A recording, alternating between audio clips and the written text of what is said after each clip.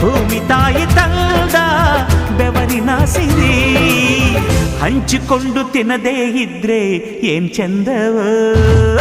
ಹಸಿದಾಗ ಅನ್ನ ದಣಿದಾಗ ನೀರು ಕೊಡದಿದ್ದ ಮೇಲೆ ಏನ್ ಚಂದವೋ ಏನ್ ಚಂದವೋ. ಭೂಮಿ ತಾಯಿ ತಂದ ಬೆವರಿನ ಸಿರಿ ಹಂಚಿಕೊಂಡು ತಿನ್ನದೇ ಇದ್ರೆ ಏನ್ ಚಂದವೋ. ಹಸಿದಾಗ ಅನ್ನ ದಣಿದಾಗ ನೀರು ಕೊಡದಿದ್ದ ಮೇಲೆ ಏನ್ ಚಂದವೋ ಏನ್ ಚಂದವೋ.